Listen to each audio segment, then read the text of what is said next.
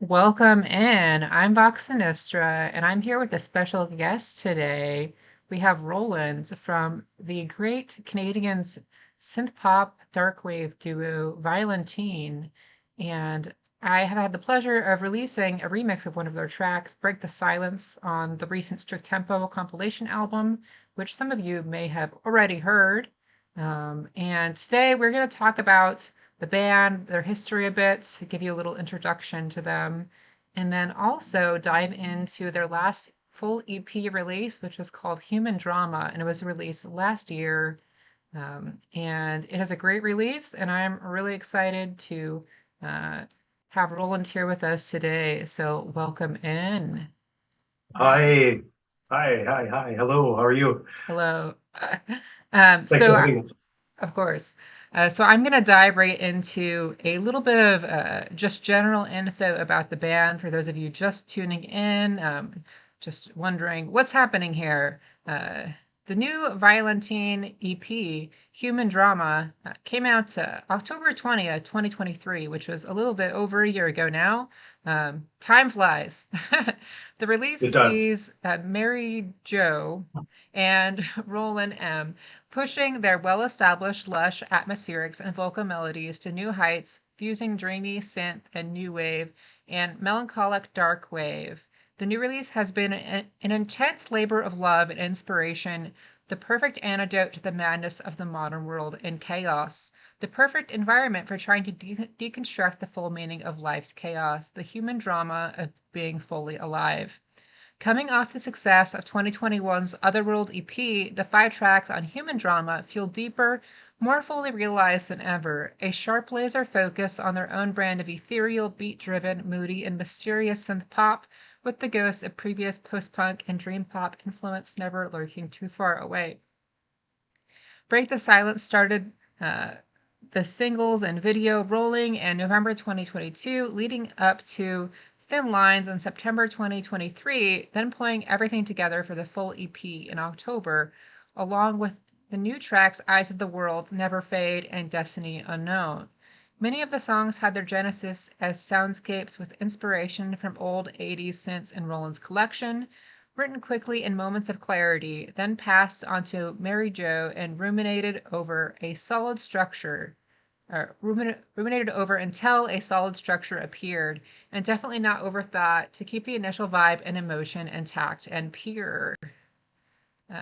So we're going to listen to that EP here in a bit, but we are going to talk about the band with Roland here from the band for a while first. And we're also going to listen to that remix that I mentioned also, which was um, a dance remix, sort of like with EBM vibes that JG Outsider from Spain did. And that was released a couple months ago now on Strict Hmm. Tempo, my label, and everything. But by now, really, event series, video podcast, we're just doing it all. Um, but yeah, so welcome in, Roland. Um, do you want to tell us first, just like how Violentine started? How did you get started as a band? Like, how was this whole concept initiated? Yeah, yeah, for sure.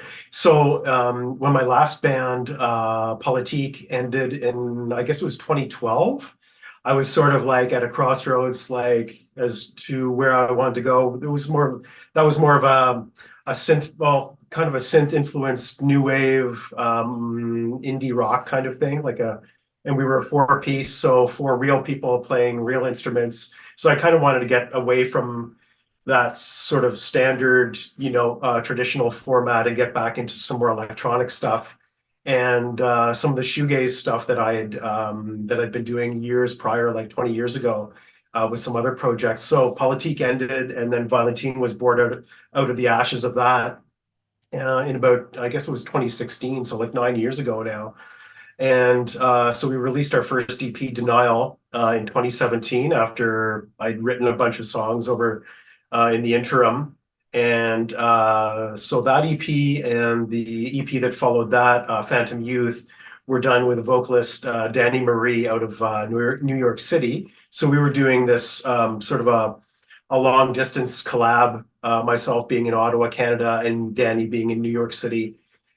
And so we did two EPs together, which we were pretty proud of and really enjoyed that whole process. But I really wanted to explore working with somebody locally that I could work with in a more hands-on situation, and the idea also being that we could play live, which was too hard to pull together, me being in Canada and Danny being in the States.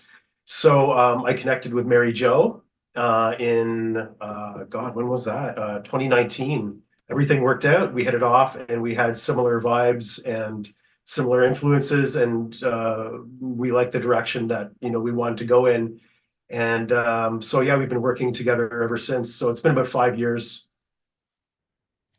Okay, so you didn't actually know Mary Jo before you started the project. It was just like a music Yeah, listing or something, or like a mutual friend, or yeah. I think I put a posting. I put a posting on a musician's wanted online site, and yeah, it might have even been, I think it was Kijiji or something. Anyways, it was totally random, and I'd waited and waited and got a I don't bunch know of that one. responses. Must be a It's Canadian sort thing. Yeah, it's a Canadian thing. It's sort of like a Craigslist, but it's like a basically a musician's online connection site. And yeah, it just wasn't happening, wasn't finding anybody. And then she came along, sent me some demos, and the vocals sounded great. She was digging, the direction of what we were trying to do. And yeah, it just seemed like a good fit. And yeah, we right away after meeting, we just started writing, came up with 5 songs and put together the first EP that we did together, which was Otherworld in 2021. Cool. So when did you actually start playing together? Yeah, so we met, I think it was October 2019. Oh, okay. Sorry if you already Yeah, said that. yes, yeah, no, all good. And then, things got a little crazy because, as we all know, the pandemic started like 3 months after that. We were into full lockdown. So right away, we weren't actually able to physically get together to write. So it became, more of a remote thing. But we did our best, for a couple of years that ensued, because it was, as we all know, it was pretty difficult to do much. But yeah, the first EP was born out of that, and then we just continued writing directly after that, into 2023, and then released Human Drama, a couple of years after Otherworld. So it's sort of been like this ongoing, nonstop writing process. Yeah, absolutely. And it has definitely paid off. So when did you start producing music, like just in life? Like you mentioned one of your previous projects, the like more new wave indie rock sort of band. Yeah, yeah, Um, there've been about yeah, Anything there's been before about that? yeah, before that, yeah, I've been playing and producing since I was a kid. Like I just like most, I just picked up guitar when I was a teenager, and then progressed into keyboards, MIDI, production, computers, all that stuff, just in hopes of being able to expand my musical palette. But I'd always been into like pretty trippy, washy guitar sounds, and then wanting to expand on that, got some samplers, got some computers, and then just started to trying to blend all those elements together. You know, Pulling together darkwave vibes, shoegaze, dream pop, ambient stuff. Those are all things that were sort of interesting to me. Cinematic music, soundtrack music. But I'd always been really interested in working with female vocalists. So I think all the projects that I've been involved in. So I had an electronic thing called Liquefied in the 90s. We did 2 CDs, Politique, uh, 2 CDs with Politique, and then now Violentene. So it's always kind of followed this a similar path, but female vocalist has always been sort of front and center to all those projects. Any particular reason for that? I have no idea. No, it's always something that I do dig projects with male vocals. No, There's no bias there at all, but I've always really, Right. really been I've always been really drawn towards ethereal and ambient female vocals. So from an early age, being into things like Dead Can Dance, Cocteau Twins, Lush, Curve, the list goes on. Slow Mhm. Dive. Okay. So it's just Um, like an aesthetic preference, really. Absolutely, yeah, yeah. And so it becomes a bit of a challenge when you're trying to find somebody along those lines in a small market because we're basically between Montreal and Toronto. So while those are bigger markets and there's more people doing that kind of stuff, it's pretty tough to find musicians that are along those lines. And then Ottawa is quite a bit smaller, so it was kind of miraculous that I found somebody that was like MJ that was cool and into this style and could actually deliver the vocal chops as well. So Yeah. Yeah, I really like her vocals. So how would you say like the Ottawa music scene is like? I mean, yeah, how is the scene there? it's a good scene. There's a lot of varied things going on, a lot of traditional rock stuff. There's things. It's a good scene. It's not huge.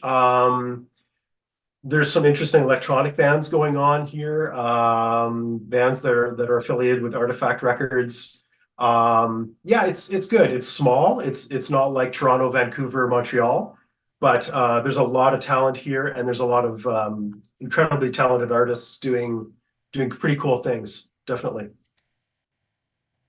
Cool. Um, can you describe your music with Violentene for us? Sure.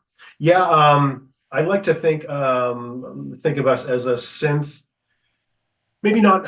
I hesitate to say synth pop because I feel like it's not a really poppy thing. It's synth driven. It's electronic. Um, I like to think that there's a lot of organic elements happening in there too, with the vocals, with the guitars, even though they're buried in the background a lot of times. Um, so not strictly electronic, but yeah, dreamy, synth driven, moody with some cinematic references. Hopefully, that's kind of like at least my perception of it. I have no idea if that comes across to anybody else, but that was the concept. Yeah, I definitely hear it. So can you describe it using three words, like just like adjectives? Like Moody, mysterious, trippy. that works. Yeah. Trippy is kind of an interesting one to use because I associate that with more like psychedelic or you know, First thing more that I came to guess mind. there's Yeah. more ambient vibes to it though, too. Yeah. So yeah, Yeah. okay. And a lot of that sound I think comes from for some reason when I was in my 20s, I started like being obsessed and collecting analog synths. So I just loved older tech over like digital modern keyboards. I loved old, dusty, keyboards that I would go around trying to find deals and scavenge things and repair things. And so a lot of these sounds were driven by like late 70s, early 80s analog synth technology, which has kind of there's a sound um, unto itself from when you work with that kind of technology. And there's some cool limitations too, because they can't do the things that, when you're working strictly within the box, there's a beauty of working with this old funky, technology that's a little wonky and, it doesn't quite sound right and the tunings can be a little off. There's something really cool about old vintage gear, I find. Yeah, for sure. So you said you were like playing around with synths when you were young. Do you Yeah. remember some of like the first gear that you got your hands on, like the first synths you encountered? Yeah, I had a friend who taught me like he was the studio guy, Benoit, and he taught me the ropes about MIDI, how computers worked with, connecting all this stuff together. And he sold me an old Moog, a Moog Rogue, which is somewhere in the back here. I can try to pull it out. So this guy here was my first synth that I bought from him, and it's like a circa No. 1980. monosynth from Moog, and I We was saw a hooked. little bit of it. Yeah, it's all connected with wires, so I didn't want to like Oh, yank it. okay. Yeah, that's But good then.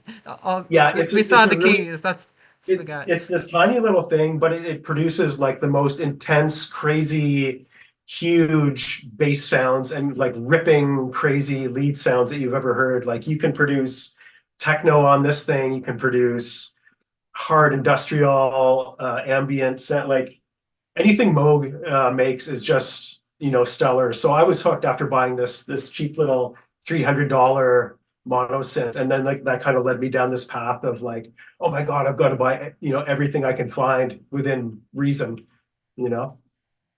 Yeah, for sure. What year about was that? That was well, the synth is from 1980. Mm. And I think I got it from him sometime in the late 90s or something. Oh, okay. Yeah, yeah. So you weren't making music like in the 80s. I was not. No, no. I was still Okay. a kid. I've got two Right. older brothers that were listening to a lot of this kind of stuff in the 80s. Mm. And those records were always on, early Cure stuff, Kraftwerk, New Order, Yeah. Joy Division, Depeche Mode. So that kind of stuff was always on when I was a kid growing up. And so my brothers had a big influence on me with like they had some good taste back in the day. So they knew what was cool in the 80s. And it was always Gotta like love that perfect. good, like cool sibling influence. Absolutely, I feel absolutely, like yeah, that's no, how a lot of people get into alternative music, I think. exactly, and it just kind of filters in because it's playing in the background, and you don't know what it is, and then you go looking through the records, it's like, wow, this is really bizarre, but this is really cool. I don't quite get it, but it's interesting, and it kind of filters in, and that stuff always stuck for me. Nice. Um, Random question. Were you ever a fan of trip hop? Yeah, I liked a lot of trip hop. Yeah, when that was When you happening, said trippy, I just thought about that for some reason in like the 90s. So oh, for sure, yeah, trippy like 90s alternative trip oh, hop. yeah, absolutely. Yeah, like obviously like Portishead and Massive Attack, Tricky, yeah, all that stuff Mhm. was really resonated for sure. Beth Yeah, Gibbons, yeah. yeah, amazing vocals, yeah. Yeah, very cool stuff, especially Massive Attack. Always had like a really kind of creepy Mezzanine is such a brilliant album. I Mm. pulled it out a while ago and I was like, wow, this that was really ahead of its time. Like it still resonates to this day. Yeah, for So yeah, sure. yeah, And it's great that they've achieved such like widespread acclaim too. Like they're really quite popular, and their live shows are really big too.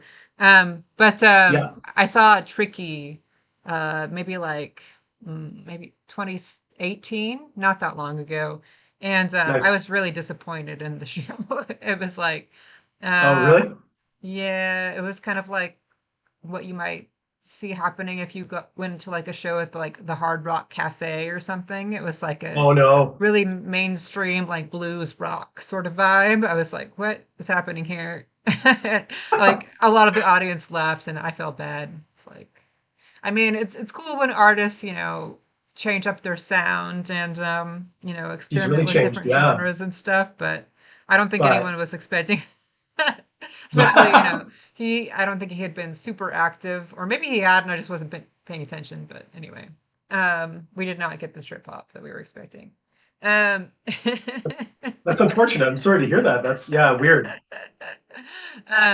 okay. Well, anyway, do you want to talk about some more of your own musical influences? Like, what are some of the biggest bands that have had influence on you, or the music you make, or the whole musical picture, really? Wow. That's a big ask because I don't like to put myself in a box. So I listen to like a wide range of things, Hmm. from classical to soundtrack music to old 80s stuff, obviously, which I think percolates its way into the Violentene sound. One of the bands that my brothers was really into in the early 80s was Japan. So I've always been a huge fan of David Sylvian and the whole vibe that Japan was doing. Again, I feel like those guys were way ahead of their time.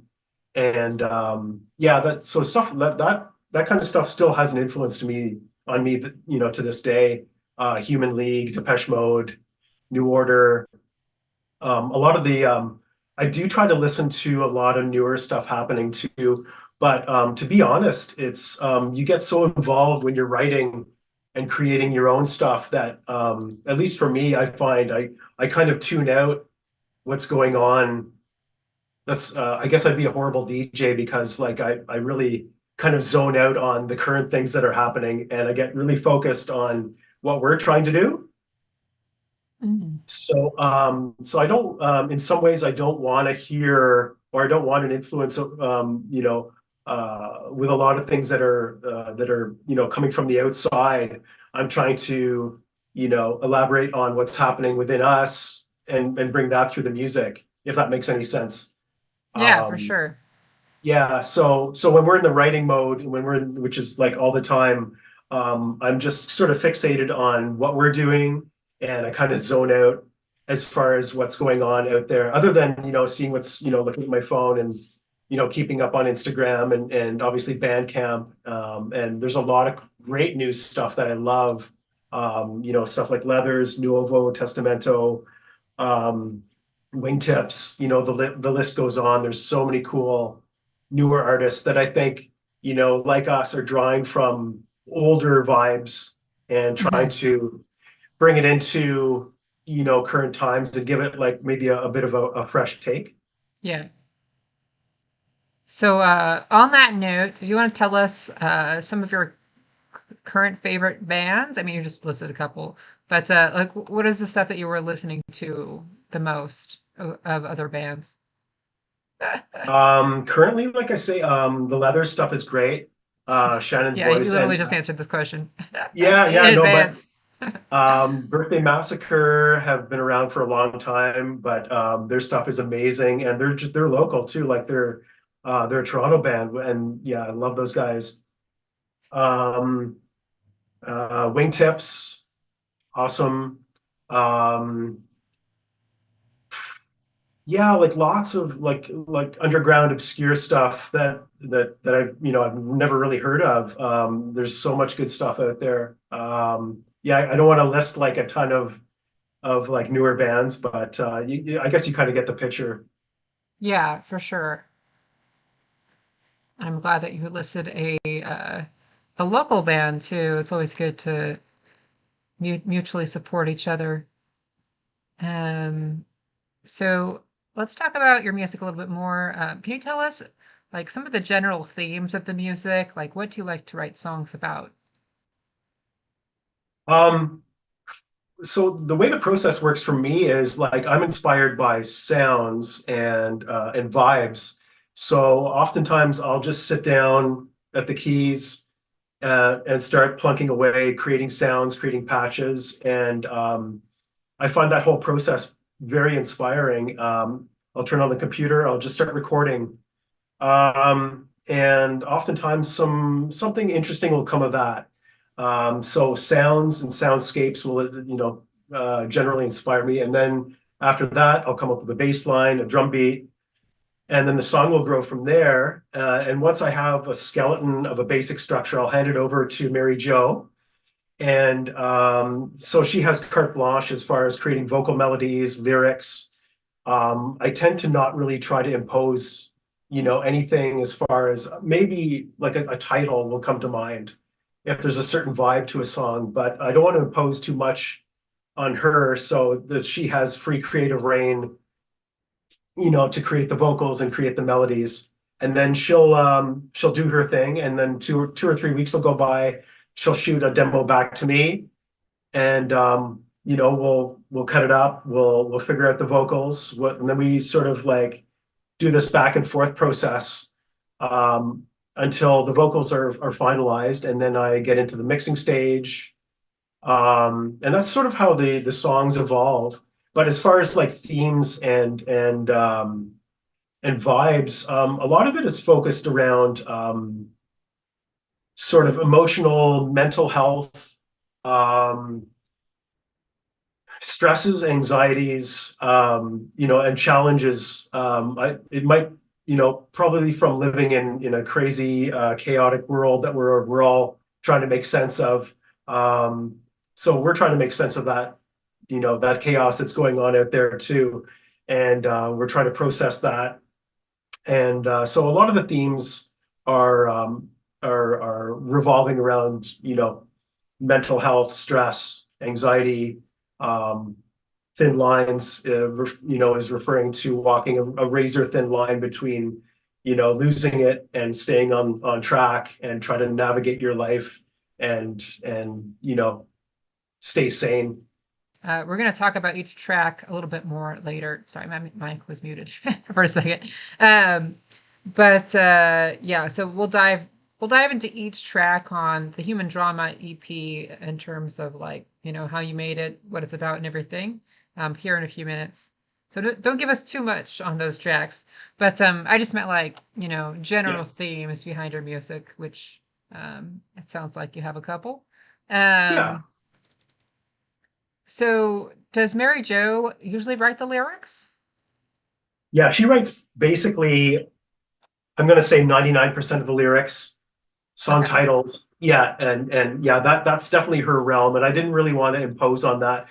Very occasionally, I'll come up with a title that might direct, the focus in a certain way, in a certain direction. But yeah, otherwise, it's all her. Okay, cool, cool. Yeah, so if you're just joining us, this is one half of the Canadian synthpop darkwave duo, Violentene, and we have Roland with us here today. But there is another member who is not here today, Mary Jo, who does the vocals and, as we just talked about, writes the lyrics, and possibly other stuff. Yeah, I don't know. Oh yeah, yes, there is some other stuff. Yeah, she plays piano too. So Oh, yeah, okay. occasionally there's some musical input there too. But mostly it's vocals, melodies, lyrics. Yeah, that's her gig. Cool, cool. So a little bit of piano as well. All right. Do you want to tell us a little bit more about your other influences in art, like say visual artists, films, literature, anything like that, that also impacts what you do in music? Yeah, as far as yeah, movies and art, yeah, again, like a lot of things, a lot of varied things. I love a lot of sci-fi. I love a lot of classic horror, um, both in film and literature. Blade Runner is, if we're going to talk film, that's still probably one of my all-time favorite films. Yeah. It just never gets old. It's like, again, one of those things that it's timeless. You can watch it, almost 50 years later now, and it's still kind of mind-blowing. Hmm. David Lynch is always like ranks high for me. Like, again, brilliant. David Fincher, David Lynch. He's done a bunch of brilliant stuff. David Lynch, just for being who he is and just being so out there and bizarre and effed up. And I just like, yeah, that's yeah, his visual style has sort of always been a bit of an influence, maybe in the music as well. And the music, Twin Peaks, all that kind of stuff has always been incredible to me. Um, as far as literature, I dig a lot of like old 18th century fiction. But I don't, I have to admit, full disclosure, I don't read as much as I'd like to. And again, just because it's time, it's just I feel like I have zero time between work, making music. And it's like the last 10 years I've been reading more, hardware manuals for this stuff than actual, emotional, literature. So Hmm. Okay, cool. Um, Do you want to talk a little bit about your own technical setup? Like, what are some of your most essential gear or any gear you actually want to talk yeah, about? Some people kind of like to keep this stuff under wraps a little bit, but it's up to you really what you want to talk about. Yeah. yeah, for sure. Yeah, gear wise, like I was alluding to earlier with some of the older analog synths. So yeah, I've got a bunch of stuff that's like circa 1980 to 85, some Roland, no affiliation sadly. A couple bunch of Roland synths, a bunch of Moog synths, I was actually sequential. wondering that if your name had anything to do with the brand. It is your actual name. it is my actual name. Yeah, Okay, just making yeah. sure. But I I wish was there like, was that somebody. seems awfully coincidental to be like a synth player and also be named Roland, but that's cool. Yeah, and then like to actually like play the gear too, like and I love all the Roland stuff. But yeah, sadly there's no affiliation and no endorsements. So maybe one Cool. day that would be a wonderful thing. But yeah, just and some of the old Moog stuff is so cool. The stuff behind me here is like this is all like the live rig that we, if we do get out and play live this year, this will sort of be the heart of that system. What else can I tell you? And then everything else is like within the box and the computer. Hmm. Um, I didn't want to build a system that was strictly in the box because it just felt like it didn't feel organic enough to me. And I really like hands-on, twisting knobs, moving faders. And that's the beauty of like a lot of the old gear is it's very tactile and it's a little funky, like things go out of tune, things break. And sometimes that's a good thing because it's limiting and it forces you to think, in a different way. But so what I've got going here is sort of like a hybrid system between like old analog stuff and current, in the box, high-end computer software plugins and a DAW. So I'm, yeah, sort of trying to bring both worlds together. Yeah. Do you have any advice for budding producers or musicians on how to get started? Just any general life advice or yeah. That's a great question. I would just wow, wait, how to get started? I would try to not get hung up on there's a big obsession with I find being on forums and like looking at a lot of sites and gear stuff like when you become a tech head like it's really easy to go down that rabbit hole of I need to buy everything I can and oftentimes like you only need a couple pieces like you could work with a hardware sequencer or a laptop, one synth and a bunch of plugins if you're just getting started. Or you could do everything within, in the box with a bunch of freeware. And there's a lot of amazing free stuff out there. So I feel like um, get a couple pieces, learn them really, really well, and then exploit everything that's possible within that piece of gear and milk it and get everything you can out of it, whether it's a drum machine, a synth, or a piece of software. And but I mean, most importantly, I think you just have to explore your own inner world and your own what you're trying to say musically. And that's the rest will follow, I think. Nice. Yeah, it's a little rough out there, isn't it? It's Uh, really rough. So for everyone, even like well-established artists, just it rough totally is. all So I around. mean, it totally is. But I think the important thing is about what are you trying to say? What are you trying to express rather than, how much gear you have or, obsessing about getting a certain kind of gear. It's like I think almost feel like if you can't write that song on an acoustic guitar and a vocal, there's something missing, like there has to be a core of something interesting happening. And so to go down a rabbit hole of like, buying gear and like, getting lost in that it can be problematic for sure. And I think that's what I was alluding to earlier is like you have to define a bunch of limitations and kind of work within those, and focus on, what is it you want to say and what is it you want to create as an artist ultimately. Yeah, that's a great point.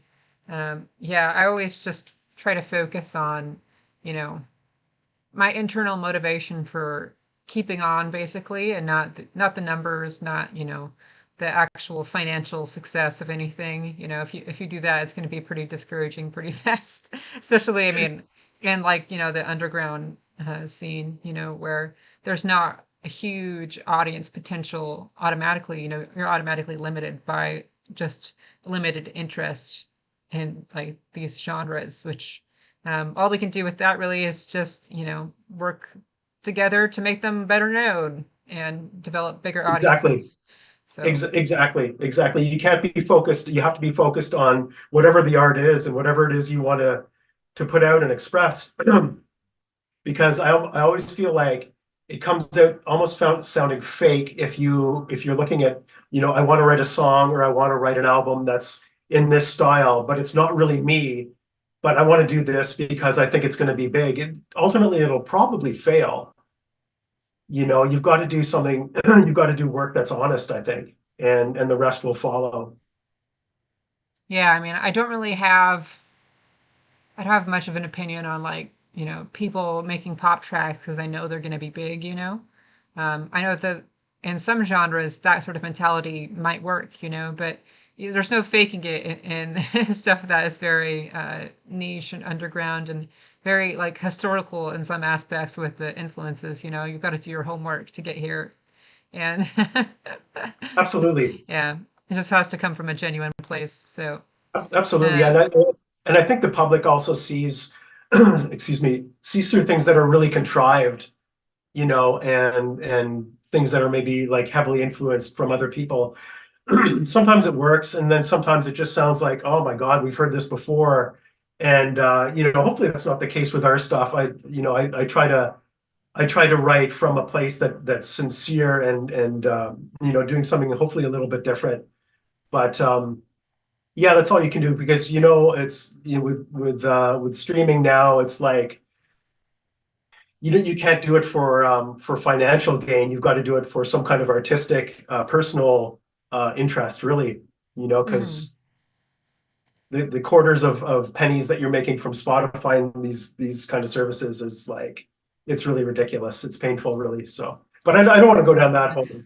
Spotify, Ah, that's this whole other conversation, right? yeah. And then I don't want to open up they've a been can in of worms. the news recently too for like funding like an AI military company or something. It's just like, how could we make this even worse? Like, just pile on Yeah, more yeah. stuff. It's just yeah. Okay, so do you, okay, does Violentene play live shows? We haven't yet. That was the goal when I connected with Mary Jo in in 2019 was to get out and play. So it hasn't happened yet. It's that is the goal, and hopefully we can make that happen this year. Okay. And the reason mostly has just been schedules and timing, because we're both working full time still, Hmm. and life being what it is. Yeah, we just haven't been able to get out there live yet. But so it's been But more that of is a a recruit. goal. It is the goal. Yeah, because we both played live in other projects like fairly extensively. And so we both miss it, we both love it, and there's a real buzz about playing live that you can't really get from any other medium. So it's definitely something we want to do, and we're curious to see how we can project it as a duo and hopefully make it work and be interesting live too. So yeah, we want to take it out of the studio and get on stage this year or in the near future, definitely. Cool.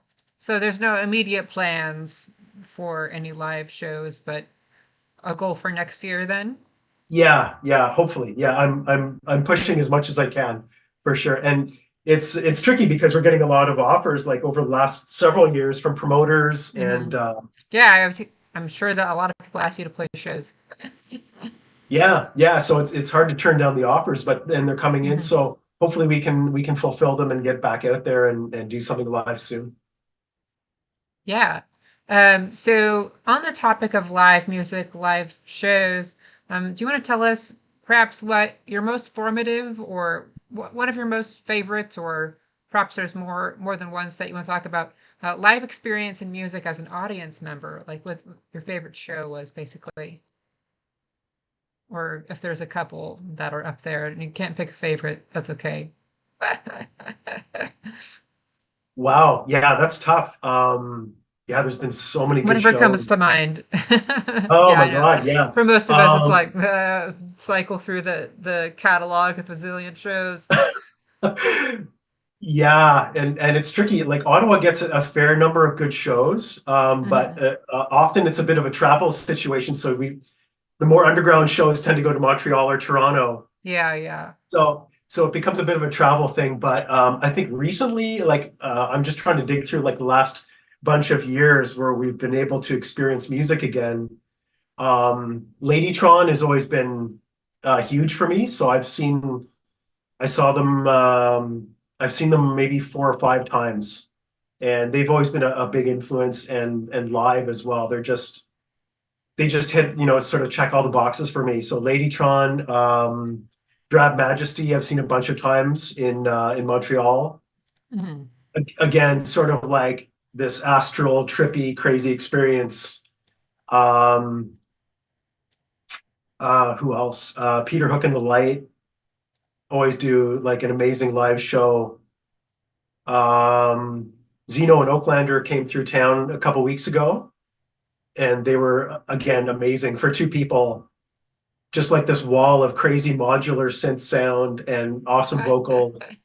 They were yeah, they Uh, were good. They were I brilliant, and there was maybe 25 people in the oh, venue. what? Wait, where was that? That was in Ottawa. I'm, Oh, I'm in Ottawa. exaggerating. Maybe there might have been 30, maybe 30 people but like nobody knows them Oh here. But no. I've seen them again, but I saw them with Drab Majesty in Montreal and then saw them here, and I knew what to expect. So I Well, was up Ottawa's front. like a smaller city as well, right? Yeah, it's a small market, so So it's it's always going to be cool. smaller unless, Yeah, yeah, yeah, exactly. a special set of Um, circumstances comes together. But I just actually I put up the Zeno and Oaklander set for Strict Tempo back in the Strict Tempo archives on the new Strict Tempo yes. YouTube channel. Shout out.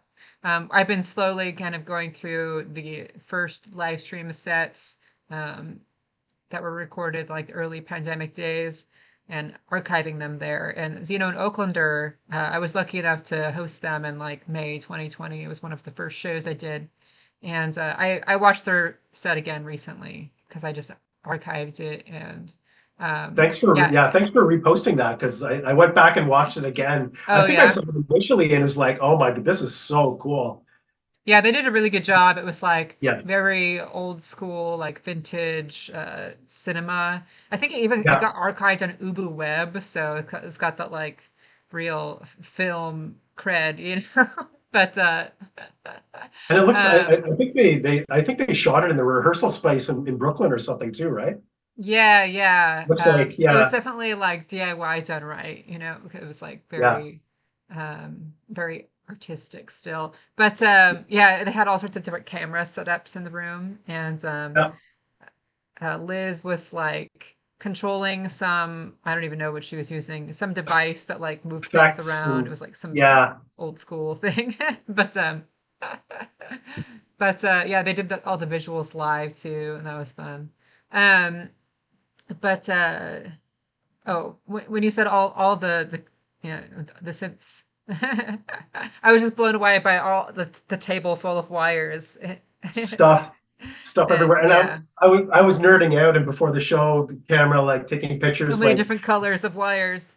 oh yeah, and it's just like I got some close-ups of Sean's modular rig, and it's just like Uh, this wild, crazy spaghetti mess of like multicolored cables. It's like, wow, if anything ever went wrong, yeah, I it's couldn't definitely a imagine spaghetti this mess. the strats of like trying to patch all this stuff live, and shit's going on. It's like, oh my God. But they make Yeah. everything sound great, as you know, obviously. Yeah, they were Yeah. wonderful. It made me wonder And like how long that took to set up too. yeah, yeah, So many cables. and really nice, sweet people as well, just like down to earth, super cool, sweet individuals. For sure. Um, okay. So, now I think we're going to, unless there's anything else you want to talk about before we get started, with the I listening portion. No, let's jump into it. Yeah, We're all going to good. listen to the Human Drama EP now, which was Violentene's last release. You're working on another release. Let's talk about that for a second. I think I saw Yeah, for sure. like a social media post the other day where you're working on the next, is it an album or another EP or? Yeah, I guess I can spill And the unless you don't want to talk about it yet, that's okay if it's still no, under no, wraps. I feel like we don't need to keep too much under wraps. So yeah, we're gonna do the typical cycle of, you know, initially we'd thought about getting out a new single in October, November, but it was too tight to get a music video ready. So we've got to shoot a video for the next single still. So we're gonna probably do that early 2025. And it's all gonna be exteriors, so we're gonna be battling like -20 Ottawa winter outside to Oh get a music gosh. video. Yeah, it's crazy here in the winter. Is that Um, Celsius or no? that's No, that's no, Fahrenheit. that's Fahrenheit. Yeah, That would have so to be very cold in Celsius, right? I don't yeah, know. -20 Back then. Celsius. Yeah, Fahrenheit. I don't know It's what would that. Yeah, I have no idea what that would be in Fahrenheit.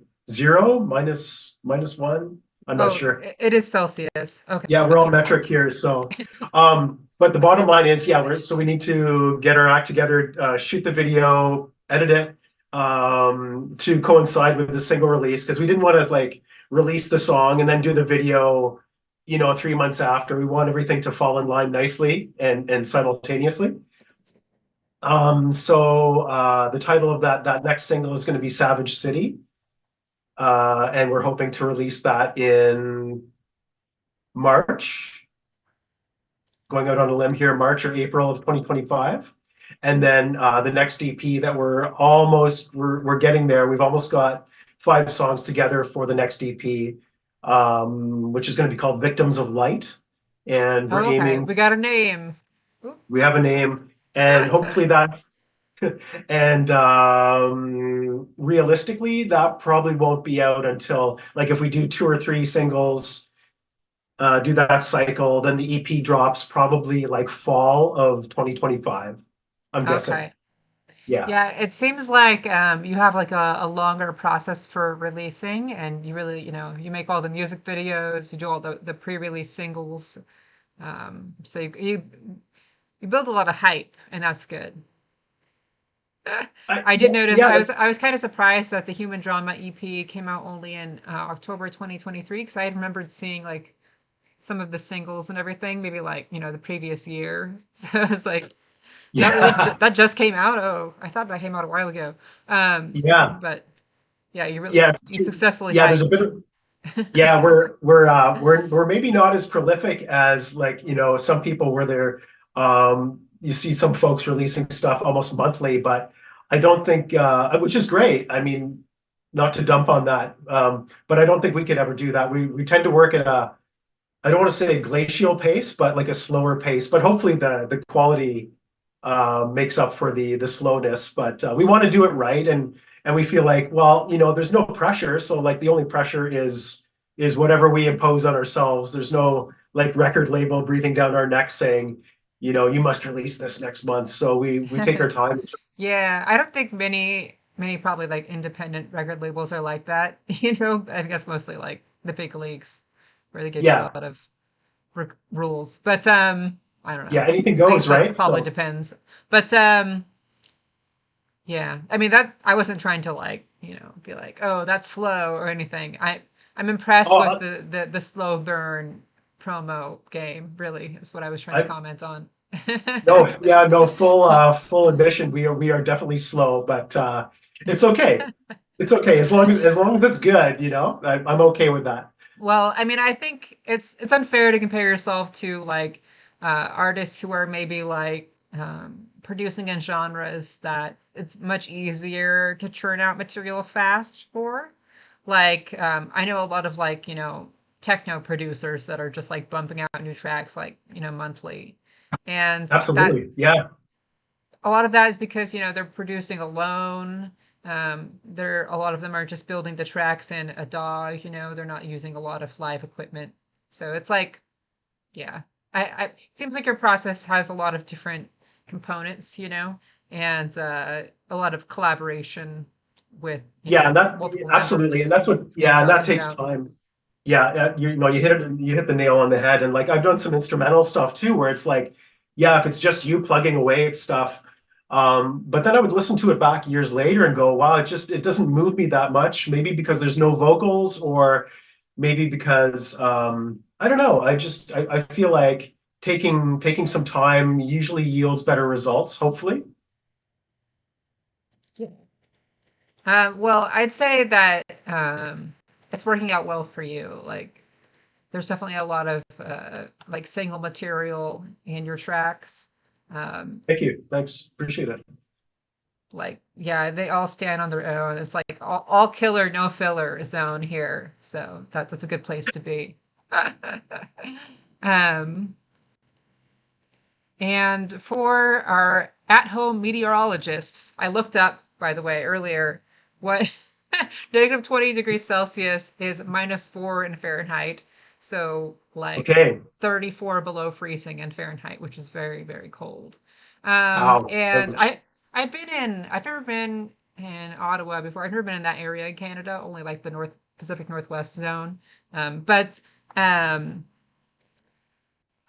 I have been in like what's it called, the Upper Peninsula of Michigan in the dead of winter, so I know that extreme cold vibe, you know. Yeah. Um, but Yeah. It's that's the coldest I've ever encountered, like in life. well, the Midwest. Yeah, Midwest Yeah. states. Yeah, it's brutal. Yeah, it's that kind of thing. But again, like with with anywhere with climate change, it's changing, and Oh we used to yeah, get yeah, like that too. we used to get 10 feet of snow, and now that is not a thing. Now we get like maybe 6 inches or whatever. But Oh really? 10 yeah, feet before. yeah, like I have pictures from my folks that and you look down the driveway and like all you see is white, just absolutely insane. But you have to, so when I was talking about the music video, you have to think of these things. If you're going to be shooting with actors outside and you've got this schedule and you want to do this in February, and you've got everything goes out the window because of weather and storms, and so yeah, you've got to make Mhm. contingencies. So yeah, hopefully we can get our exteriors shot when it's a little bit warmer. Yeah. It is okay. So I moved to LA earlier this year, and I've never encountered such a warm winter in my life by far. It is 75 degrees and sunny right now, which is about 25 degrees Celsius. And it's been sunny like pretty much every day that I've been here, and about the same temperature. So that is kind of wild. It it's literally sunny every day here, so the rumors are true. I'm moving, that's Um, it. Yeah, I mean, I'm not complaining. I thought it'd be weird. It's like there's no seasons, but it's the middle. I Yeah. mean, middle of winter, and yeah, the sun is like beaming outside. I had to like um kind of like shade my blinds a bit because it was too bright. There was too much sun. Okay, nice. That's a good thing. Yeah, yeah. That's Well, awesome. okay, so let's dive into the EP now, the Human Drama EP, which was officially released last October, like a year ago, um, Yeah. October. And Roland just told us a little bit about the next EP they're going to be releasing, which is due approximately like in about a year, you'd say, right? Can you remind Yeah. us what was that called again? So the title that we're going with is Victims of Light. Victims of Light. Okay, Yeah. nice. Um, cool. Well, I'm looking forward to hearing that once it's finished. But we're going to listen to, actually, we're going to watch the visualizer for the first track on the Human Drama EP now, which is Break the Silence. And this track also was the track that was remixed for the Strict Tempo compilation album. And we're going to listen to that remix in a little bit as well. But this is the original version of the track that was released on the EP.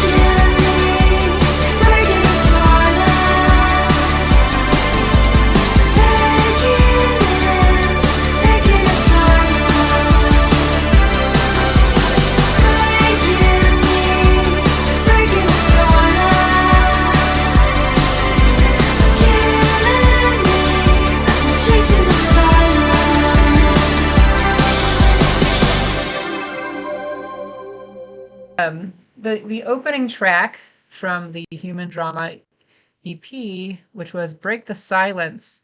And that was the track that I chose also to have remixed for the Strict Tempo compilation album.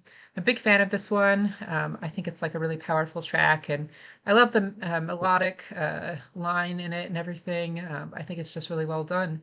So Cool. bravo! Thank Do you want to you. tell Thank us a you. little bit about making this track? The story behind it. Anything you really want to share about it? Yeah, I'm gonna have to jog my memory because I think the writing of that one went back to like probably a year prior to it coming out. So Hmm. probably would have been written in sometime fall of 2022. Um, yeah, so it's been a while, and then it dropped a year later. And yeah, it just felt like a good track. It felt like a strong one to release as a first single. And yeah, again, it's just one of those things that came together pretty organically from my end because I'm writing music. It came together pretty quickly, and I dropped it over to Mary Jo. She did her thing with the lyrics, vocals, sent everything back to me, mixed it, and that's how it came together. Nice. So, you'd say that you do the music first, and then Mary Jo kind of works with the vocal content and the lyricism Exactly. afterwards. Yeah.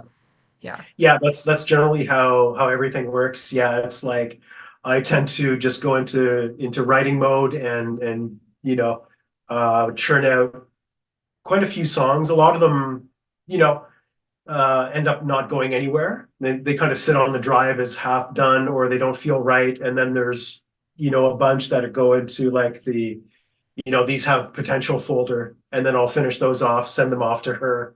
And you sort of know which ones kind of work and which ones don't pretty Hmm. quickly.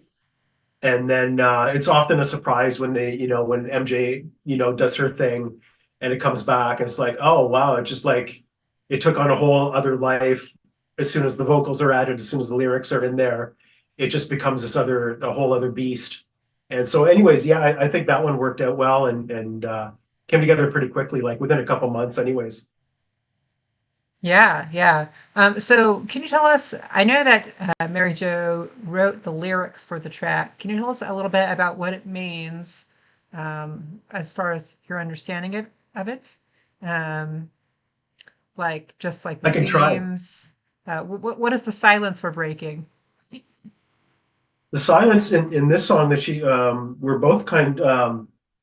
both referring to was um, the silence in the walls between either people in a relationship or friendship or whatever kind of relationship that we've all been in where things are breaking down, we're not communicating anymore, and you've just kind of reached this stalemate where things are feeling pretty crappy, and it takes one person or one of the parties to reach out and try and break that down and open things up. So that's essentially what it was about, is trying to break down those walls of like no communication, bad communication. I wanted to give a shout out to JG Outsider and you for connecting us and Oh, for him, sure. and because I feel like he did a really cool, amazing job on the remix. It wasn't what I was expecting. I didn't really know. I'd heard some of his other stuff and it was great, but I wasn't. I really didn't know what he was going to do with it, and I think Uh, he gave it a really nice, harder EBM dance floor ready, very danceable vibe, while still being like kind of ethereal and trippy. He kind of kept the core and then brought it to another level for the dance floor. So yeah, big shout out to JG. out of curiosity, what were you expecting it to be more like? I really didn't know. I had no idea.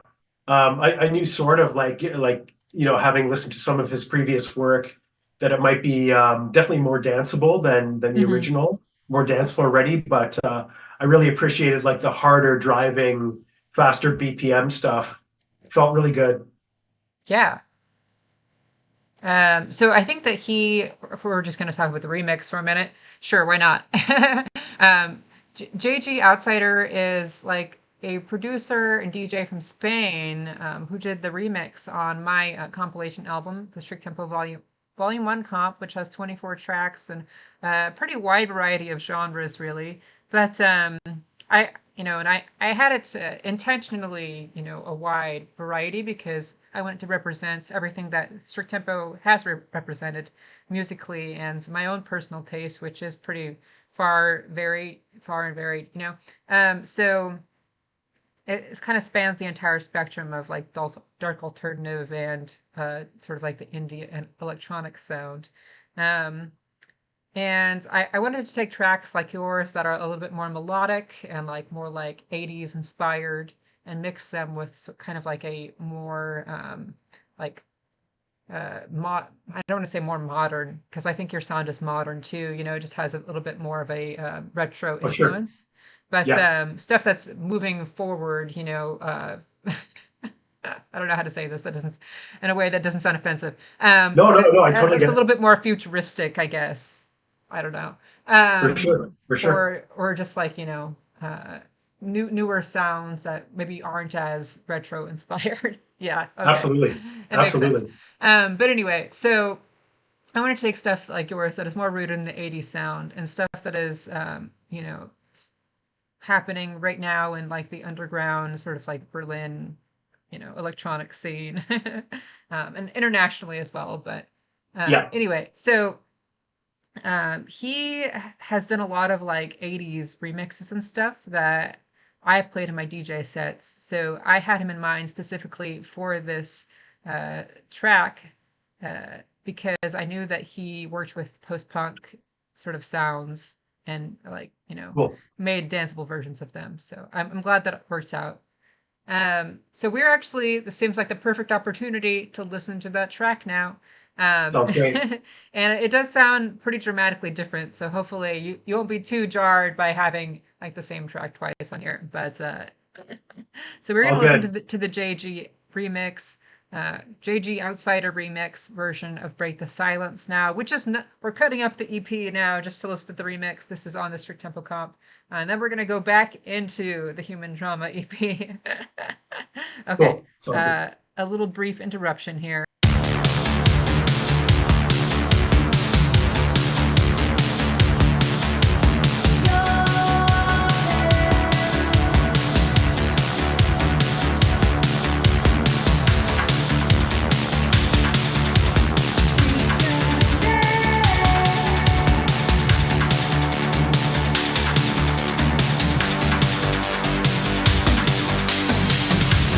See you like something.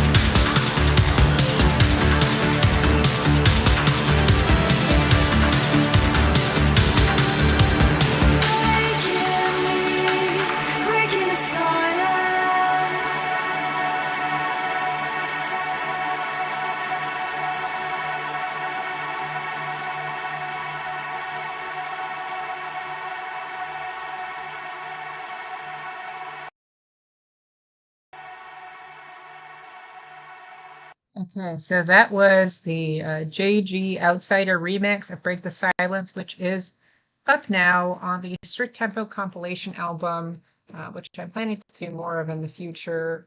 But I just released the first volume, which is 2 disc CD and available digitally as well on Bandcamp. I'm about to post a link to it right now. That's on the first disc, and it's actually the first track on the first disc because I really liked it, honestly, and that's the reason why it's the first track. So I just thought Yay. it was a great intro track, which I guess you thought so too. I didn't notice that was the intro track to your EP as well, but it just has like a Serendipity. good vibe. It's a good introduction to the sound that I was trying to present in that first disc as well. So um, Cool. just a good intro track. And uh, a fine compilation it is. I have to say you did a lot of work and you really pulled together some really some cool and diverse artists and sounds. So congrats to you for pulling it all together. I know it Thank must have been you. a lot of work, a lot of time and a lot of work. Yeah, it was definitely a learning experience. It was the first thing that I had done like that. I mean, I'm used to working with a lot of different bands, producing the online shows and everything. I had to, um, coordinate a lot of different stuff from people from everywhere, But this was kind of on a different level because I was also coordinating a lot of the remixes that were on it as well. Like a lot of the artists didn't know each other. Um, so it was like just like a leap of faith for everyone, I guess. Yeah. Yeah. No, it worked out. Congrats. That's Yeah, very cool. thank you for entrusting me to uh, you know uh, suggest. I mean, everyone gave their approval or whatever of the remixer that I suggested, but I appreciate the faith. Okay, so do you want to tell us any more about this track before we move on to Thin Lines? Um, yeah, what else can I say about break? I don't know. I think we kind of covered most of this Yeah, we one. just listened to the same track again, so you don't need to say anything else. No more Uh, remixes of this one. no more? Oh, you mean None I won't planned. play another one. That's it. Okay, so the Thin Lines, you actually recorded a music video for it. Do you want to talk a little bit about the music video before I play it for everyone?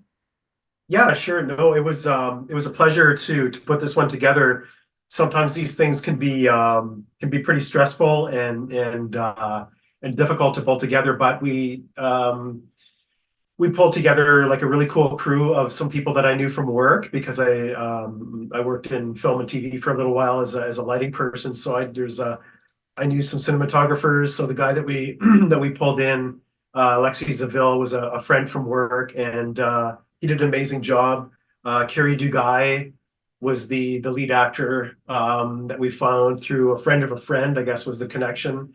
And she'd Okay. done some modeling and a lot of photography. So that was a connection with her. And then some other local friends of Mary Jo's filled out the crew. A really good friend of mine that I've known since I was like a kid, Steven Cito, did the editing and the visual effects. So it was it was a really quick turnaround, crazy schedule, but it was probably like the most fun I'd had on set in like years. It was very cool. Okay. So this is a, friends and coworkers vibe. You Yeah, just like yeah. reeled everyone in for the project. That's really Just cool. yeah, it was like totally DIY, no budget, just self-funded. Uh, Um, everybody lending their talents and their equipment and their time to pull it mhm. together. So yeah, it's always fun to work with friends and knowing you've got like 6 hours, we've got to do all this stuff in 6 or 7 hours or until we lose the light and everybody's burnt out and tired and wants to go home. So Yeah. but I think it worked out. It was a lot of fun. Nice. So we're gonna watch the music video now for Thin Lines, which is the only like proper like full length music video for this EP. Break the Silence, which we just heard, was a visualizer, which is kind of a different deal. It's a little bit more of just like a lyric Exactly. visualizer. I Yeah. don't know how to explain the difference between a visualizer and a music video. I feel like people already know what that difference is if they know Yeah, it's a they bizarre, watch yeah. music videos on YouTube or whatever. Um, but it's kind of like a more minimal music video, really. It's like a visual accompaniment, but it's not necessarily like, following like a story with a full production Exactly. team There's not and, a narrative. Yeah, actors and stuff. It's a, exactly. yeah, downscaled music video where there's just visual Kind of a images and quick and stuff. dirty way of getting a video out without like Yeah, doing all the right. other stuff. I mean, Yeah, I personally think that any visual accompaniment with a track is going to be better than just throwing up the album cover with the sound. So agreed. I think visualizers are great, for what they are. You're not going to be able to have the full effort and time, budget, whatever, to do a music video for every single track. So, Yeah, exactly. Yeah, yeah. okay, so we are going to watch the music video for Thin Lines now.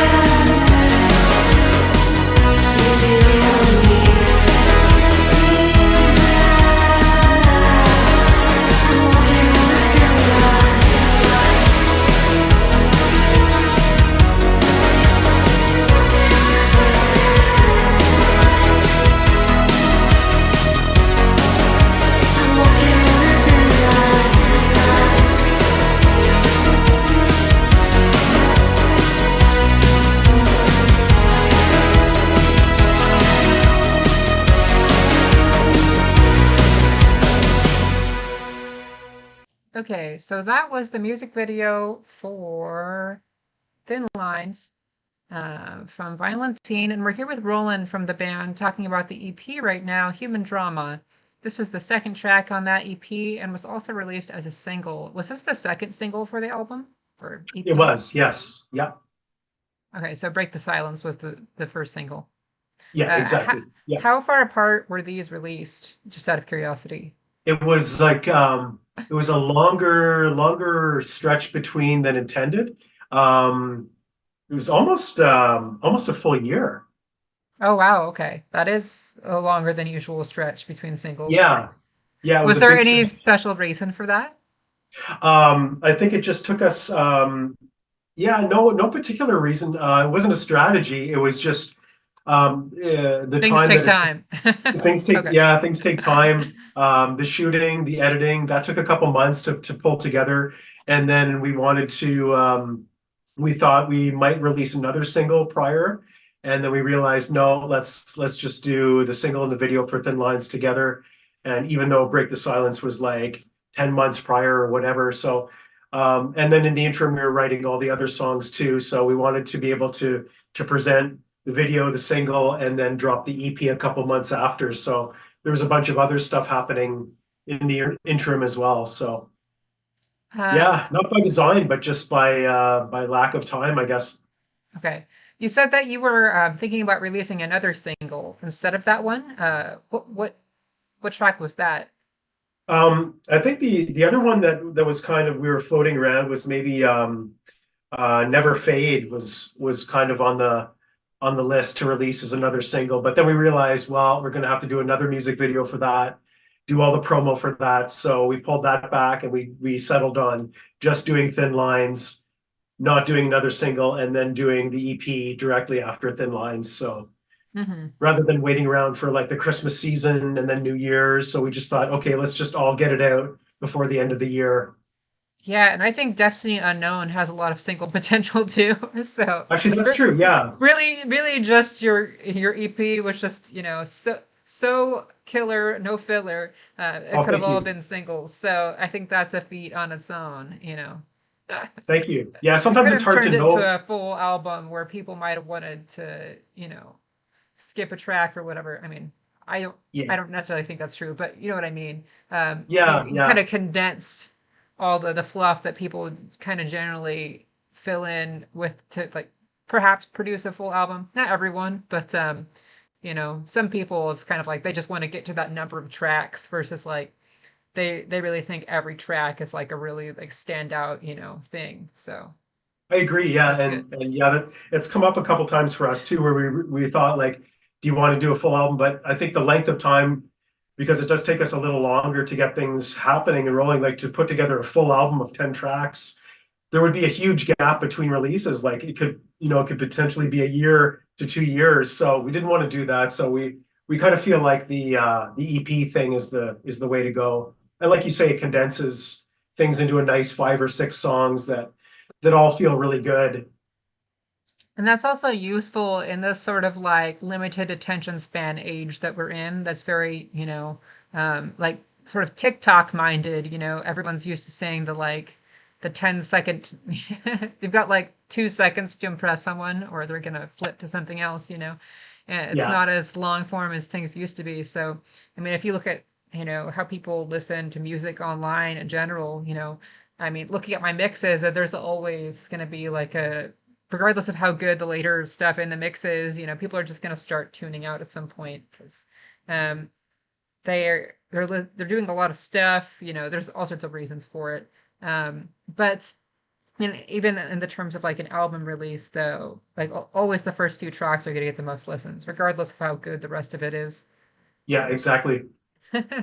So by reducing the number of songs, you're actually, increasing the chance of success for each track itself for actually reaching people. So and that's what you want in creating music, right? You want people to listen to it. So Exactly. That's I the premise anyways. I think Yeah. I think it's a good strategy. It's a good strategy. And then yeah, or the other strategy is just to never bring anything together and just release an endless string of singles. But I think Which it some feels bands also do. And yeah, it's also valid with the way things are going with the streaming like culture that we're living in now. Yeah. Um, which I could, that could be its whole separate episode. Um, but And I don't think yeah. anybody's really got the answer. At least I don't. I wish I did. You just want to pull people in whatever way you can. But I think it's nice to have a package where, and even some kind of physical release, whether it be CD, vinyl, cassette, whatever. I think maybe I'm old school that way, but I think it's nice it feels somehow more special to have a collection in a format that's tangible. Whether, and even if it's digital, at least, to pull together all those singles, which is kind of weird because if people have already downloaded or purchased those singles or streamed them, then, you know, they already have them. So to pull them together is kind of a weird thing, but yeah, I don't know what the answer is, to be honest. Okay, so we're going to listen to the next track, which is called Never Fade.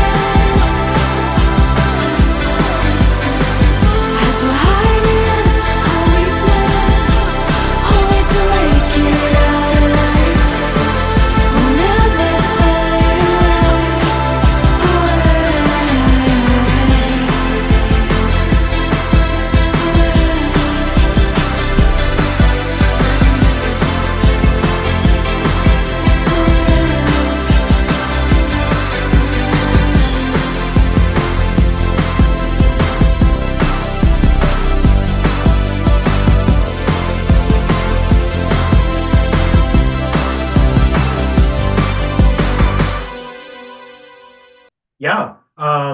Another one that like I think I'm just trying to jog my memory. I think I wrote that one in probably 2022 music anyways.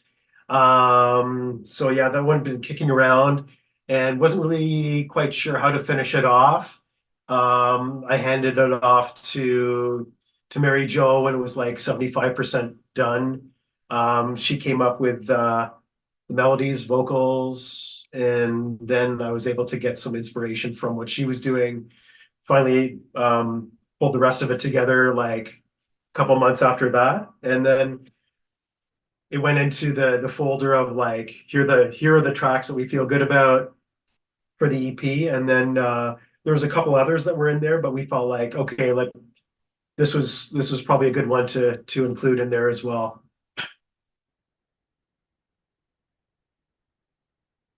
So you were considering releasing it as a single as well, but didn't want That to was release too many singles. yeah. I mean, it would be great too, but it's just it would have been great to do like probably three singles, or if we could have done all of them as singles. But then the Hmm. question is, what's going to draw people to buy the EP in the end if they've heard all the singles or have downloaded the singles or streamed them?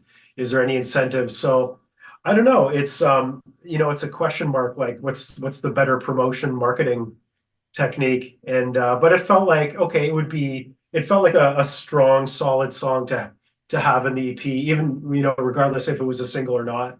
And again, we just didn't have the time and the to pull together a music video for it. So we Hmm. just felt we'll just keep it as an EP track on its own. Yeah. I mean, that question of like what actually people drives people to buy something, support the artist directly versus stream it, that's a big question, because streaming has just monopolized so much of people's listening habits now. Exactly. Yeah. The only people, I mean, a lot of the only people that are buying, uh, you know, works directly from the artist are like just more educated about how the whole system works. A lot of people use their streaming apps, they don't realize how toxic of a whole system it is for the artist that they're listening to. um Exactly. so I think, yeah, the biggest way to get people to buy things is just to educate them about how the whole thing works and how that's really the most and really only sustainable way to support the artist in that sense. Yeah, if um yeah, and that's the thing, if people want to have that artist around and be able to produce in the right, future, there has to be right, right. some kind of support. And yeah, it's unfortunately streaming has become such a convenient thing that people are and basically almost free, if not completely free. It's Hmm. become too easy. So yeah, I think yeah, you nailed it. It's like education, and then you hope people make the right choice. And Yeah, yeah. Well, I think you it for know, at least right now, it's especially difficult for a lot of people. So they're having to cut out sort of discretionary expenses too, this is and true. that might be in the don't need category. So it might sort of push them into the not paying category, even if they understand how things work and how if they'd like to support the artists. A lot of people aren't actually able to.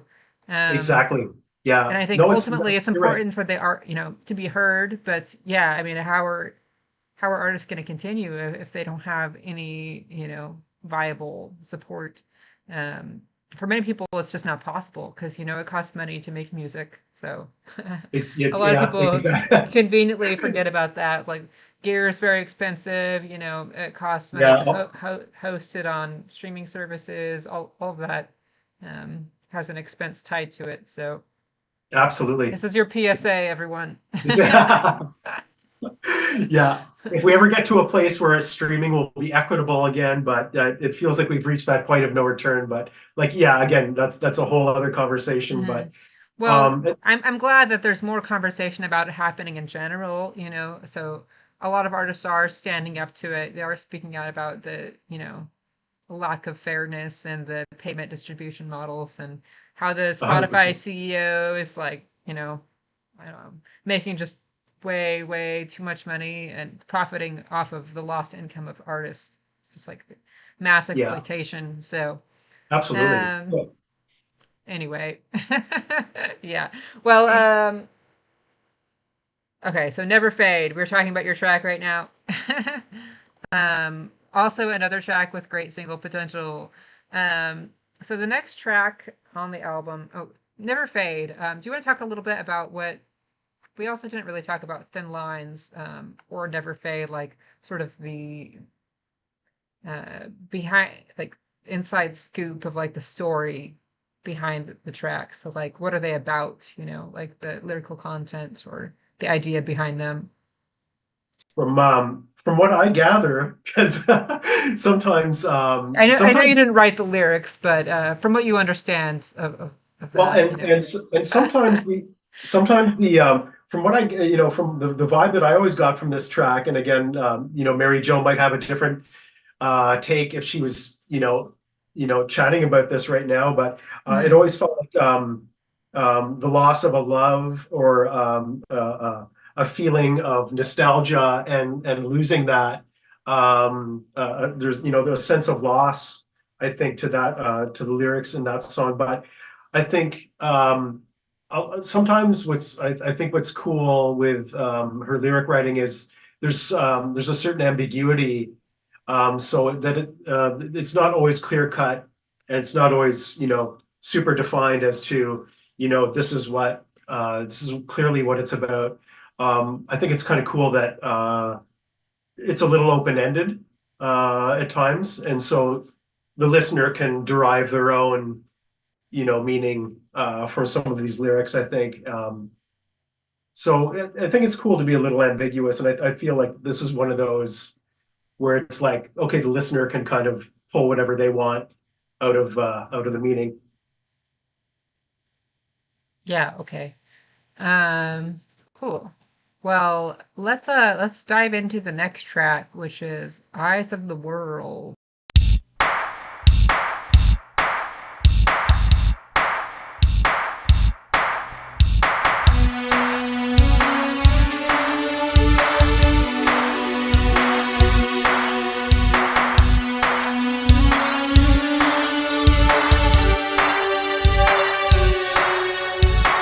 Save me from a systematic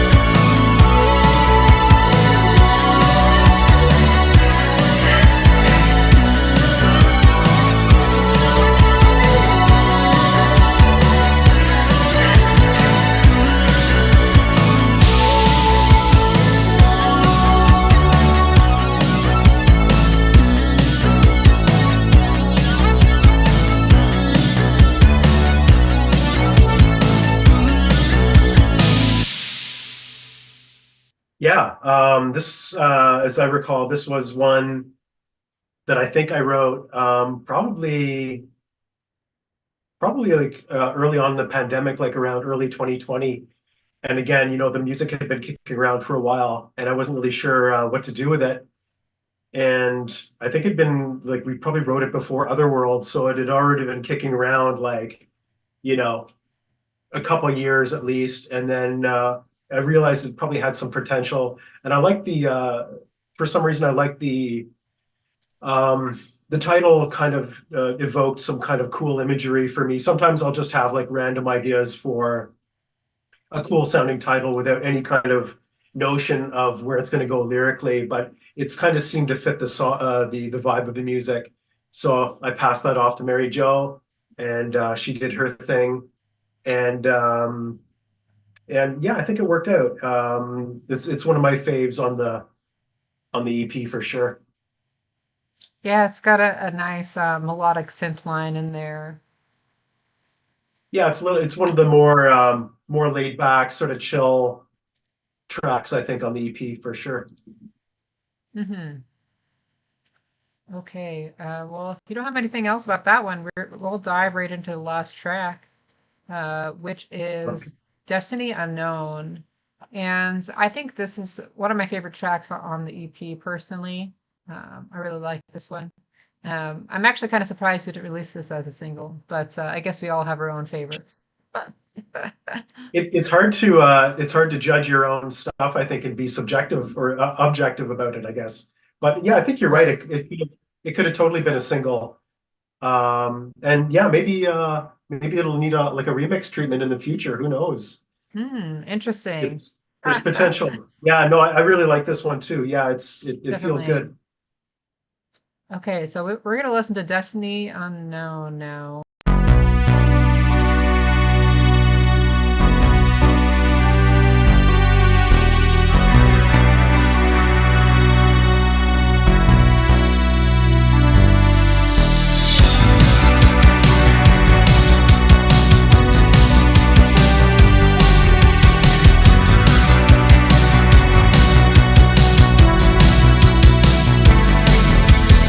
Outside the walls are closing in.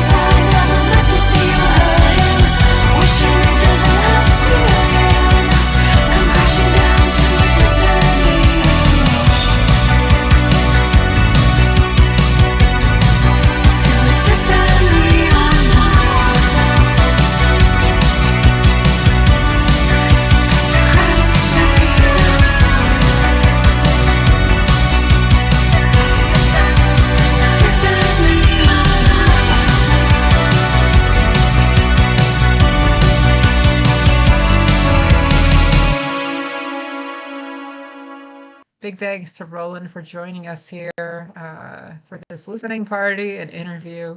Do you want to talk a little bit about that final track? Yeah. Like you say, yeah, probably should have been a single, but who knows? Maybe a remix in the future to to try and get it out there a little more, because people may not know it even exists unless you've listened to the full EP. But Mm-hmm. yeah, that one felt good too, and it was kind of born out of a non-synth part. I think I came up with that one on guitar, which doesn't feature a lot on most of these last couple EPs. Like the guitar is sort of buried if or not there at all. So this one is a little bit of an outlier because it's the guitar features a little more noticeably, I guess, and it was kind of the driving force of the music.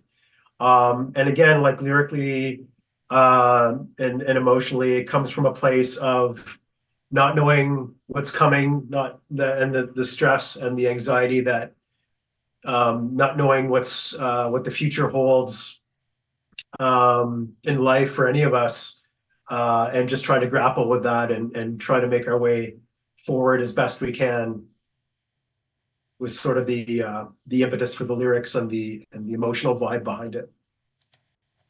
Yeah, I really like. Well, I already said that I really like the track, but reminds me of Destination Unknown, which is a band, or sorry, it's a song by Missing Persons, the like Yes, 80s new wave band from LA. Del Vazio. They were from LA, right? I know they have Yeah, the track Walking in LA. I assume that means they're from here. absolutely. Yeah, yeah. No, they're yeah, they were cool. They were yeah, definitely an influence for sure. So a little bit of a tip of the hat there in the title for sure. Yeah, I like the 80s new wave vibe of that one too. And I think the guitar works really well too. And part of the reason why I said that I would like would have liked to or would like to see it as a single, I guess, personally, is because I think that people really respond to guitar driven music and Darkwave. I think the synth stuff is a little bit more niche, I guess, for a lot of people. Yeah, When they think of like goth adjacent music, they usually think of guitars by default, a lot of them. I Um, agree. Yeah, yeah, absolutely. yeah, I mean, the synth stuff is rising, definitely. And I think that depends a lot on what type of genres we're talking about, too. Like the dark wave post punk stuff is does have a larger audience than a lot of the EBM industrial stuff, but um, yeah, I don't know. That's a whole big other subject we're not going to Yeah, get no, I but try to bring. I agree. I totally agree. Yeah, and I was born out of that too because like being a big fan of like Robert Smith and Cocteau Twins and stuff like that, and that more guitar driven, chorused out, reverb, lots of delay.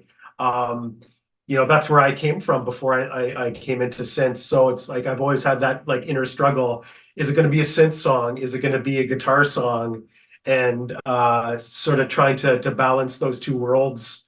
So I tried to do that a little more with this one, but it's always a bit of a struggle. Which one will be the winner, or can they coexist nicely within the same song, or within the same like collection of songs? I think it can. It can be tricky for sure to make it all work, and especially when you layer vocals on top of these things, there's a lot of competition for space. So sometimes you yeah. have to play. It can be a production challenge for sure. Which way you want to go? Hmm. Yeah, it's always a competition for space, and more busy layered styles. A lot going on. Exactly. Um, Exactly. but I personally embrace the fusion of both the guitar sound and the electronic sound, and that's part of my whole brand. So Yeah. I Yeah. I think that they could work well together. But I know I obviously we're talking agree. about like on an individual like track by track basis, whether all these elements can fit in the track that you're working on. But I'm all for the cohesion of these things together. Yeah, Something. I agree. I agree. And like to me, the end result is what it's got to be about. It's like if the vibe is met from all these various and disperse, elements, if it all comes together and the objective and the vibe is met at the end, then that's kind of the ultimate goal. Yeah, somebody has a question for us here in chat. We've had a very uh, lurky, quiet chat, which is fine. But somebody's got a question for us. Well, I have my own answer to this, but I don't know if you'll have any thoughts about this. So there are some synthwave elements to your music, right? So somebody says in the chat, is synthwave really a genre, or is it just synth pop that younger people renamed? Do you have any thoughts about that? I'm looking at the question, trying to formulate a viable answer. I can go first if you want. There might be some truth to that. I mean, there's so much flux between, what's in a name and, putting things in boxes. Yeah, I don't know. Synthwave, is it just synth pop younger people rename? Maybe, possibly, or is it just another label? I don't know. What's in a name? Yeah. Well, Yeah, so I think that synthwave is kind of a complicated concept that is sort of multidimensional across various forms of art. So if we're just talking about the music genre, it really relates to all of the aesthetics that come along with the entire like synthwave brand, yeah, So yeah, you got all like the 80s neon inspiration. You have like a yeah, very specific look. And a lot of yes, people associate that with um, I think it's just kind of its own little universe beyond just the music genre, yeah, It's like an definitely. aesthetic um, genre of its own. Whereas synth pop, I mean, I guess you could say a lot of genres have their own aesthetic, and like look to them too. Um, but synthwave feels like a very like specific, complete package in terms of aesthetics. It really Um, does. and I Yeah, think I think it is different than synth pop as well, because if we look at the origins of synth pop, it's coming from post-punk, So that is basically what happened when like sort of the post-punk bands and the new wave bands in the early 80s decided to incorporate more synthesizers into the sound, and then it sort of became synth pop as its own thing. Um, absolutely. Whereas synthwave, as we think about it now, is really a more modern creation of sort of a repurposing of 80s aesthetics.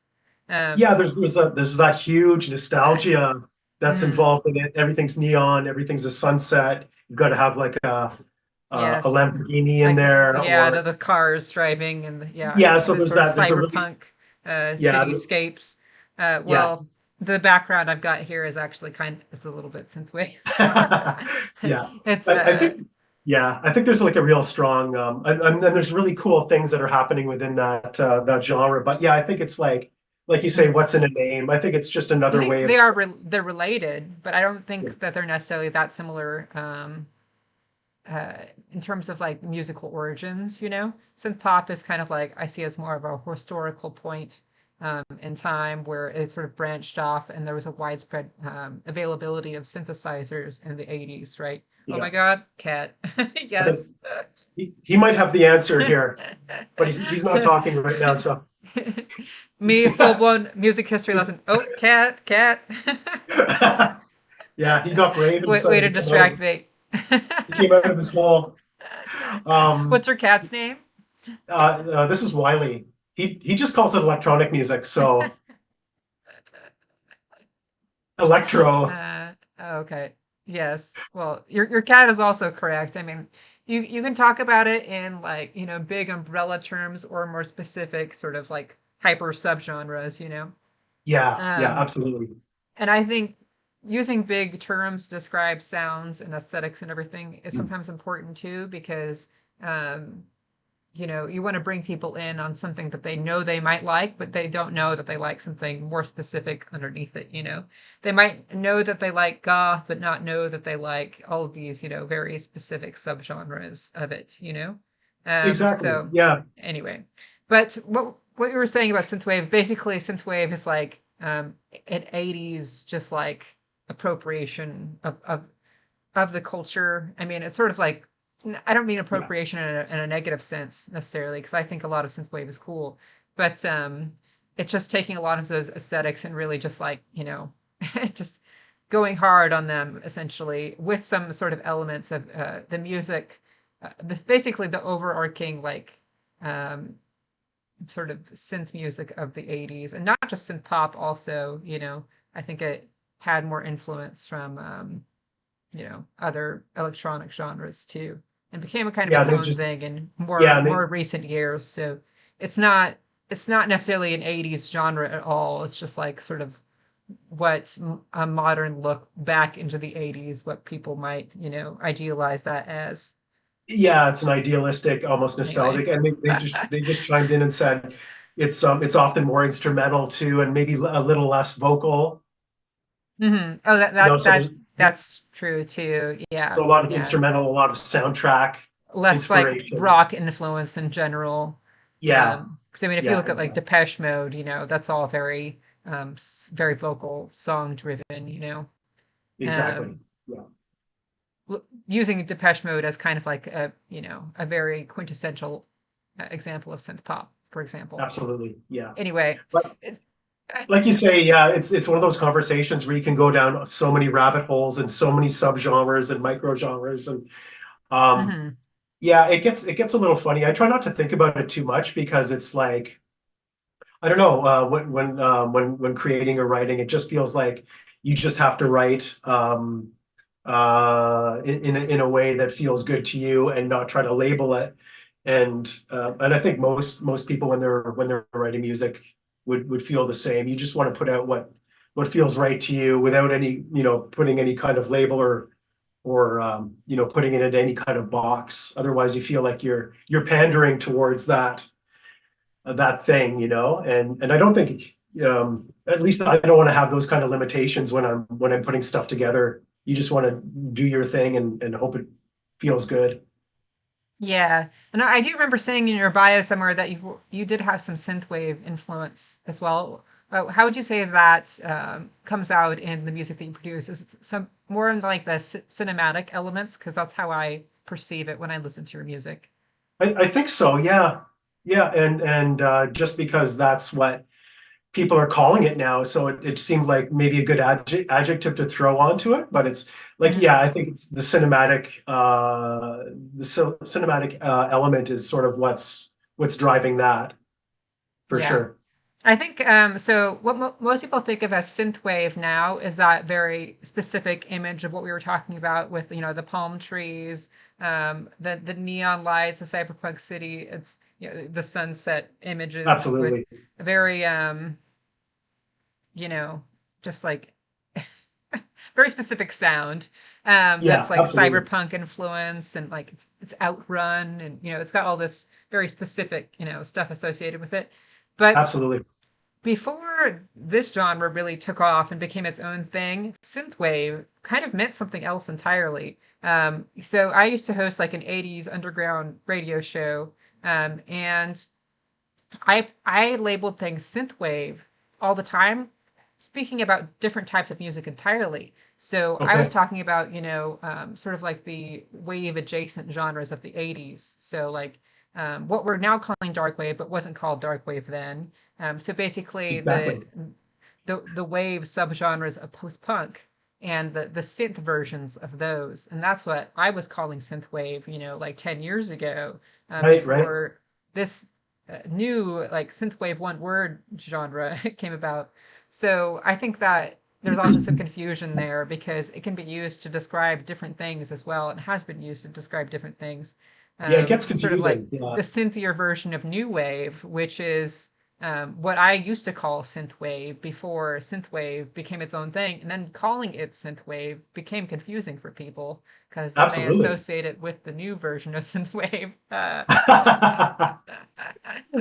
So many So labels, right? this is a complicated conversation, but Yes. And because I don't have the answer either. I was playing a lot of electronic music, a lot of early synth, like post punk, essentially, like the the first fusions of those sorts of sounds on that radio show. And we were calling it synthwave, because it was like the synth version of new wave, or sort of those post-punk adjacent, like minimal wave, cold wave, all that stuff. So All the waves. yeah, it's all the waves, but like the synth version. So yeah. Anyway, Yeah, yeah. now it's its own thing. So yeah, long tangent about synthwave here at the end. Um, yes, you're welcome. Also love Electroclash. Um, and if you're a Ladytron fan, you probably do too. Absolutely.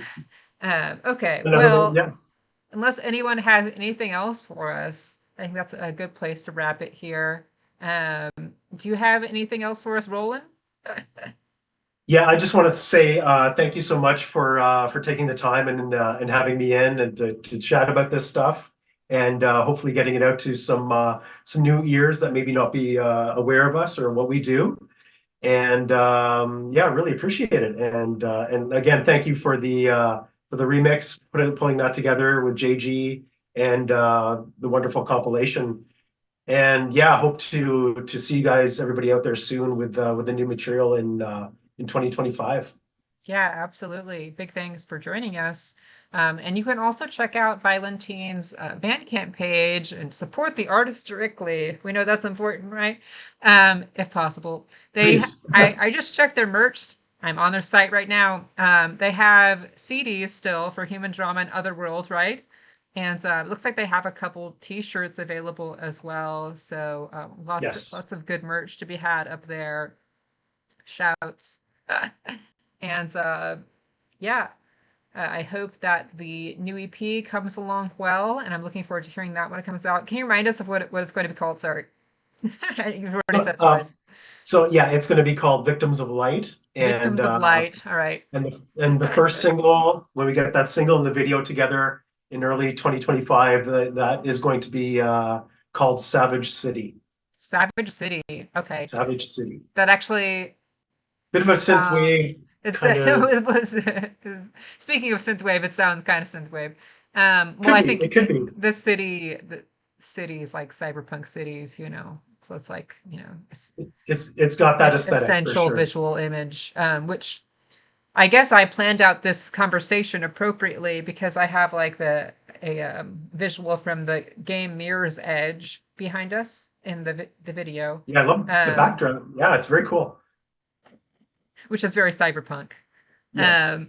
But I thought it was, because there's some sort of like futuristic, ethereal elements to your music. That's why I picked it. But anyway, okay. Big thanks to Roland. And shout out to Mary Jo, who couldn't be with us today, the other member of this band. Yeah, I thought we had a lot of great conversation in there, and I hope everyone enjoyed it as well. You can catch this up on my YouTube channel later, up on the Vox Sinistra channel, and at some point later, also the Strict Tempo channel.